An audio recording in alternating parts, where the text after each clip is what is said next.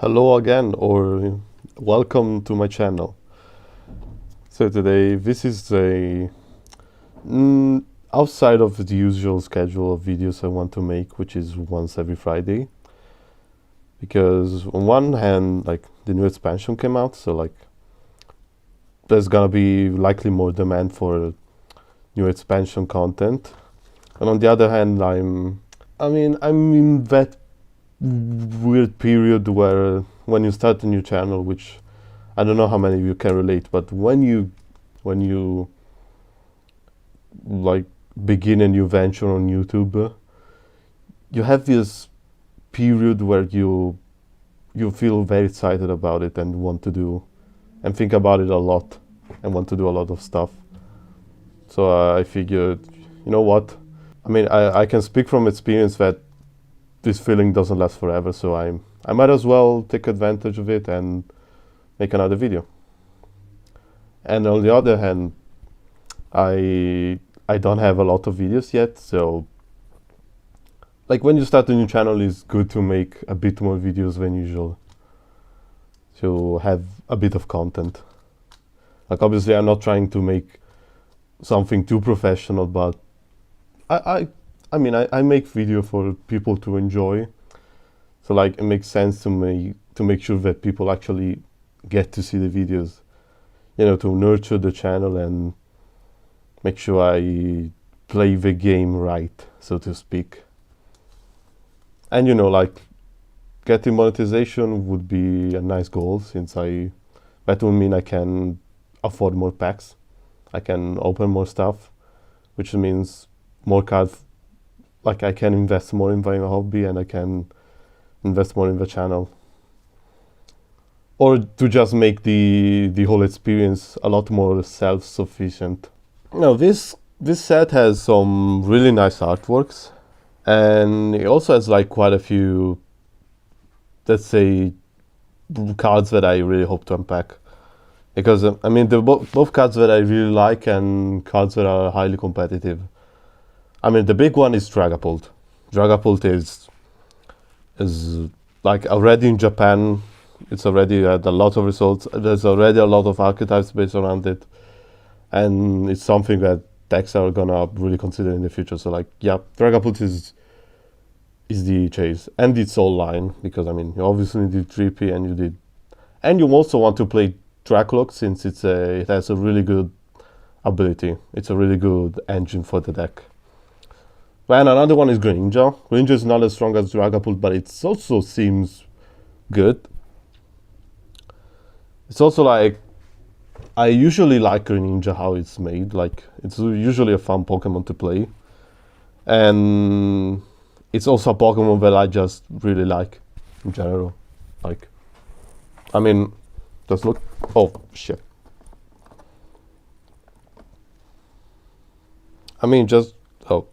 Just look at him.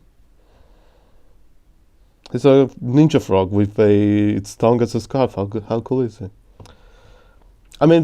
He used to be my all-time favorite Pokemon, but I'm not really sure anymore. I believe now, like recently, Clodsire has taken its spot for me, but still, it's still like one of my all-time favorites. It's such a cool, such a well-realized Pokemon. So like, even if it's not really played, I would like to collect it. And there's the other big ones are Ogerpon. The Ogerpon forms, especially like the grass type and grass form and the water form, seem really strong and have a lot of potential. And when it comes to commons, there's the like two, not commons, but like non-Etsis, there's the Monkidori. Monkidori already has a lot of success in Japan, and has a really cool ability which can be used in a lot of decks. And yeah, these are the. I already have a lot of Monkidoris, but since it's a great card, it's definitely, it's definitely good to still find new ones. At the very least, I could trade them, definitely. Definitely highly searched cards. Or, you know, just to get a playset. That's the minimum. Okay, so today, just like last 2 episodes, 3 packs. Like, maybe eventually if I reach a certain milestone, I could increase the number of packs, but right now let's just still keep it to 3 packs. Okay, I've set up packs a lot of, but yeah. We have an Ogre Pawn and 2 Sinis Cha. Cha. Let's begin with Ogre Pawn, and let's go with, I don't know what I'm doing. Let's begin with Ogre Pawn.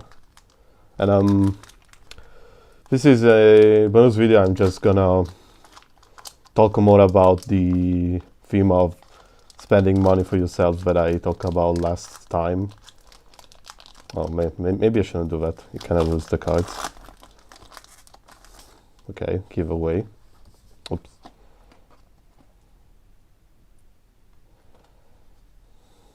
Oh, wait. Pshum! And the thing is, I kind of feel like there was more I could talk about. And one thing is, you know, I recommended Hollow Knight, but I didn't talk about it much. Oh, nice. Yeah, I mean, I talk about Hollow Knight, but I didn't talk about the game itself. Ooh, yes. I like these stitched together Pokemon. They're so cute. And I mean, Hollow Knight is so well made because, well, I mean, one of the reasons is the world building. It does feel very alive. Like it's a world in ruin. Like something bad happened, but there's still life in it. Oh, nice. This does have some nice images. Ooh. Oh, wait. Oh. Okay. This could be something. Wait, hold on. This is the reverse, or... Yeah, this must be the reverse. Okay, I got kind of confused. And an Amorous, which is... I mean, this looks like a dong. Like, I'm sorry, but like... This looks very, very phallic. I'm sorry, it just does. Okay, so to the the good cards here. Okay, so I got sidetracked. The thing about Hollow Knight is, yeah, great world building. Like, there's a lot of characters. A lot of them are like have gameplay purpose. Like, for example, a lot of badges which are you can equip to your character to make you stronger, and others you can sell items for more currency. Then there's other like power up permanently your character, and it feels nice. It makes exploring a lot more worth it. Then another thing, combat feels really fluid, and really fun to experiment with the badges that I talked about. And also another thing is movement feels good. And it's especially a lot of, like, every ability really expands on it. And it's a lot of fun to just try out new stuff and to, like, integrate the move pool into your, make it your own. And then it becomes more complex, but at a pace which you can really grasp it. And it's a lot of fun. Also, the bosses are really well made. So that's a reason why I think Hollow Knight is such a great game. And okay, before we see other cards of this pack, okay, you know what? I like this artwork because I mean, it's Glimmer. It's a Pokemon of which I really like the design. I really dig it. And now let's talk more about the spending money for yourself. One thing that I wanted to mention, but I just kind of forgot, is this thing. This is a comic. It's a Sonic comic. I know this doesn't have nothing to do with cards, but when I was buying packs for the very first video of this channel, I found this in... okay, let's see some artworks. I found this and I was like, yeah, let's buy it. Like I'm a big Sonic fan, but I never got around to oops, spoiler. Okay. Oh wait, we got a trainer gallery. Oh, this is, I really like it. Okay, I kind of spoiled the surprise here, but I mean, I'm happy we got the trainer gallery. We saw it. Okay, this is cool. It's kind of nice how a film doesn't like reflect its on the foreground. It's a nice detail, which is nice. It makes it so that you can see better the Pokemon. And yeah. And I always like artworks that include multiple Pokemon. It's, yeah, there's like the Wermer, Velours, this. I'm happy to unpack this. When you have Okidogi, which I don't know. I don't know how good it is. I mean, it's a very cool ability, but I don't know how good it is. Okay, so I got this. I'm already really happy. So anyway, the thing is, I found it and I bought the comic right away because, I mean, I was like, yeah, like I've heard a lot of good things about it, and apparently recently they started printing it in my channels, in my channel, sorry, in my country, which is, so like, yeah, why not? Let's go ahead. And I did, and yeah, made me happy. Okay, fair. And yeah, I basically binged the whole comic in one afternoon because I enjoyed it that much. And yeah, that's just an example of money can make you feel a bit happier. Again, it's an experience. Reading a comic is an experience. It does tie together to what I said the other time. I don't know, I just thought I wanted to share. Because, I mean, I just thought it was neat. Well, the thing is that, I mean, obviously, if you want to purchase something, it costs quite a bit. You have, like, be really mindful about it. Like, for example, I don't know, here's a Switch game. One that I particularly like, and you know what? I'm just gonna recommend this at the end of the video because I didn't really think of something to recommend, but you know what? Yeah, sure, why not? It's a great game, amazing. But the thing is, like, something like this, I paid $60 for it. Like, it's pretty expensive. So, like, for something like this, yeah, you have to really consider a bit beforehand before buying it.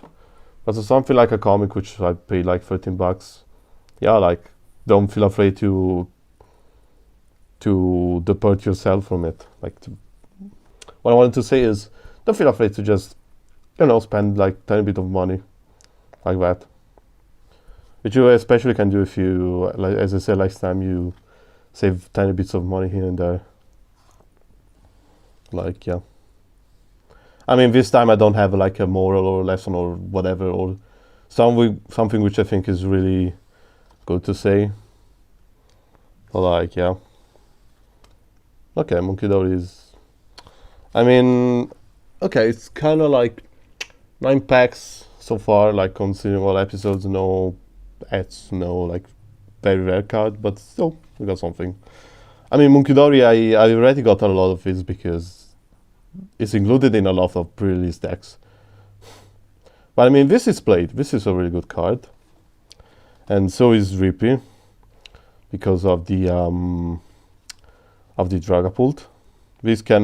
I could potentially make a fun deck. Like, this is not like, I could make a really fun deck with this.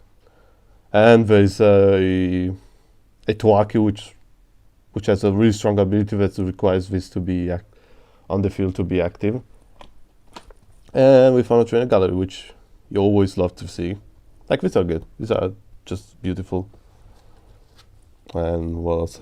Got to another Okidogi, yeah. Okidogi. And yeah, that's it. Like, this I really like. Like, this is a beautiful artwork. Okay, let's see if it focuses. Yeah. I love these cards. This artist, hold on, yeah. Hazako Ito, yeah, is one of my favorite, hands down. I mean, yeah, we found something. Oh yeah, also appling because of the it's not really competitive, but it's definitely a fun deck. Because its evolution can attack twice if you have this on the field, and it can do a lot of damage. And yeah, man, this is probably like the least. No, I'd say it's somehow compared to last time because we found less competitive cards, but we found a trainer gallery and a beautiful one of that. Like yeah. So here was. Okay, so now I'm gonna recommend the game. Well, one thing I would really appreciate is if you feedback on the game of the week, albeit this isn't, because hold on. I mean, I would really appreciate feedback on this format, like game of the week. Like, if it's something that you really enjoy and because of how unique it is, and you genuinely are interested in unique games, hold on.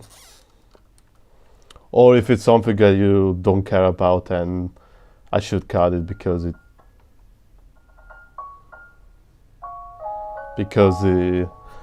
I mean, nobody really cares about it. Hold on. Let's do this. Yeah, better. Hold on. Yeah.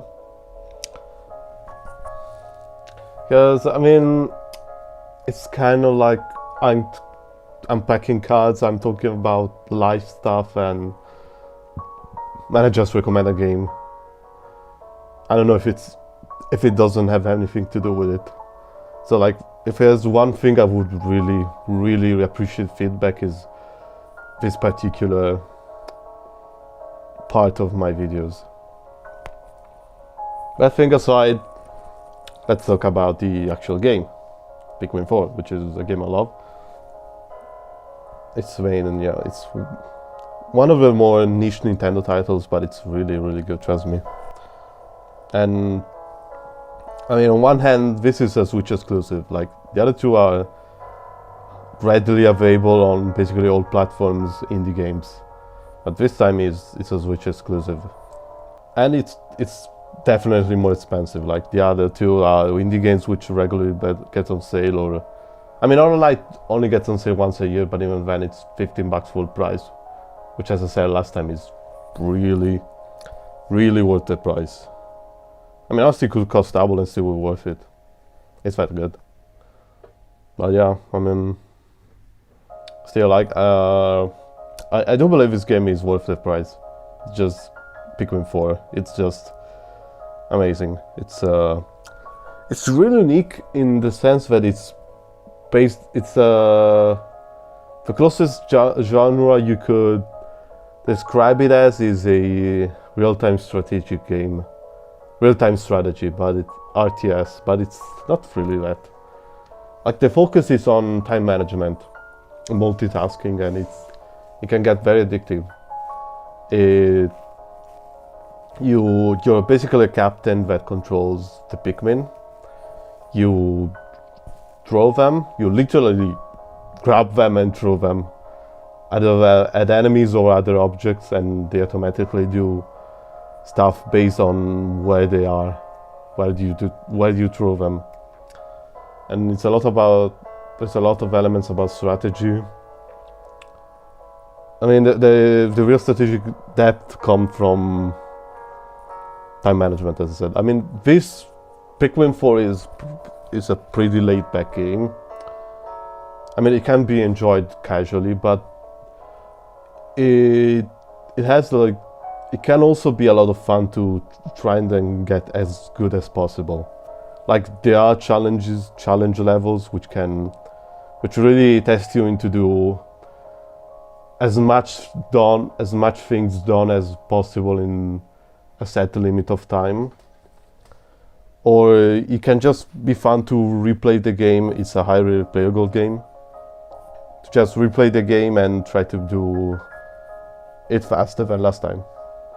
I mean, this applies to most picking games. Maybe not the first two because what I said. Because, I mean, they're all about time management, but like the first one is more strict. I mean, it has the complete the game in 30 in-game days, or you get a bad ending, basically. And the second one is just... The second one is brutal, like it's just an asshole. I mean, I do believe it's memorable for that. It's... like, I like it for what it is, but it's definitely more challenging and brutal. Pokémon 4, as I said, is really relatively chill. Like, I mean, there's some content, like some later game content, which is definitely hard and challenging, but for the most part, it's chill back and can be enjoyed on multiple sides. As I said, it can be fun to try and speedrun, to replay. I mean, I already said it, but it's a really replayable game. And it's also really beautiful looking. Like, for the Nintendo Switch, this is... Like, for the Switch, this is one of the best looking games. It uses Unreal Engine and it shows. I mean, it's not like full HD and it's not the... It's locked to 30 FPS, but for what it is, it's beautiful looking. Like, it's stunning. Like, imagine how, like, if this is how Pikmin 4 looks on this system, imagine how good Pikmin 5, if it ever comes out. If it ever comes out, because with this series you will never know. We literally waited a whole ass decade for Pikmin 4 to come out. Oh my god, it's... Yeah. And... Well, I mean, if it does come out on the Switch 2 or whatever it's gonna be called, imagine how beautiful it will be aesthetically. And also gameplay-wise, because I mean, this game take a long time because they're made to be as good as possible, and they are so good. Oh yeah, here's the recommendation for the day. Okay, so here's... You reached the end of the video, and thanks a lot for watching. It means a lot that you watched the whole video and you found it entertaining enough. And yeah, I mean, this was less focused compared to the last time, but I mean, again, it's a bonus video. I might do it here and there sometimes. And yeah, I don't have anything else to say, so have a nice day or night, and yeah, that's it. Bye.